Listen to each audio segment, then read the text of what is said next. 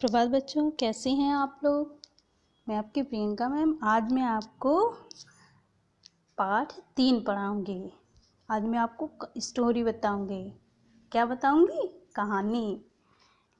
तो पाठ 3 का नाम है लालच और स्वार्थ। लालच और स्वार्थ। हाँ, 4 चोर थे। कौन थे? 4 चोर थे। चारों ही मिलकर चोरी करते थे। चारों मिलकर क्या करते थे? चोरी करते। अब चोर हैं तो चोरी ही करेंगे।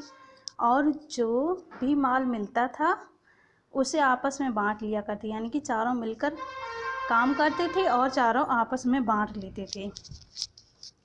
अब चोर जो थे वो क्या होते? लालची।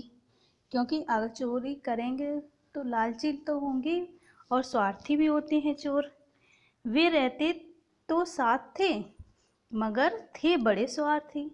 रहते तो बहुत साथ साथ थे, मतलब साथ साथ उठना बैठना चोरी करना, लेकिन स्वार्थी बहुत थे। स्वार्थी मीन्स अपना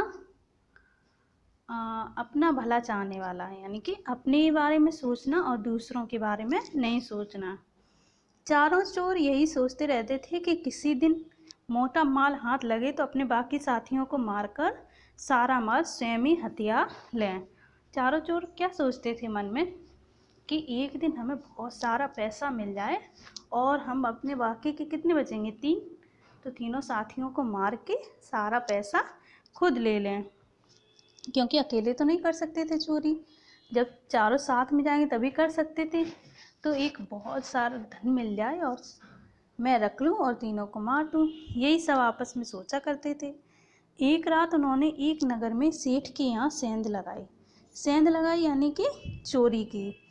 एक रात उन्होंने एक नगर के ही सेठ थे, या सेठ यानी कि वो बहुत धनी थे, तो वो सेठ थे, उनके यहाँ उन्होंने चोरी की।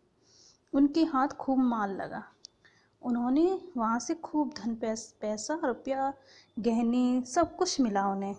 उन्होंने सारा धन एक थैले में भरा। उन्होंने क्या किया?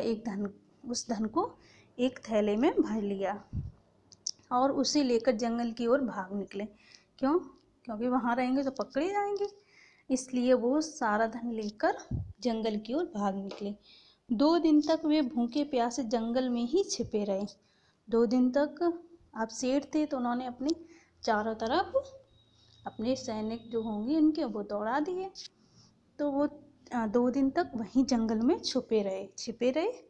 वे जानते थे कि नगर सेठ के यहाँ सेंध लगाने की वारदात से शहर के चप्पे चप्पे में पुलिस फैल गई होगी। क्या फैल गई होगी? पुलिस।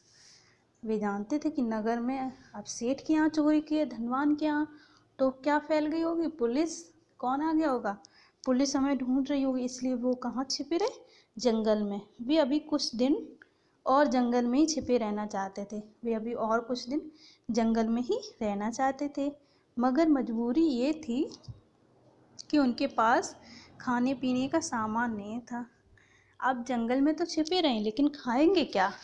क्या धन पैसा खाएंगे? नहीं ना। खाने के लिए तो भोजन ही चाहिए। अब भोजन कहाँ से? जंगल में तो भोजन था नहीं।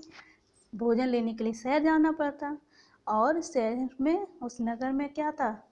पुलिस उनको ढूंढ रही थी, इसलिए वो कितने दिन तक वहाँ छिप सकते थे?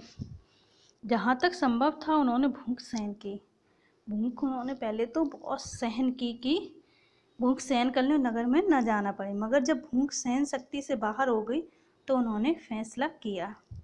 मगर जब भूख उनकी बहुत बढ़ गई, उनसे रहा नहीं गया, तो उन्होंने एक फैसला किया।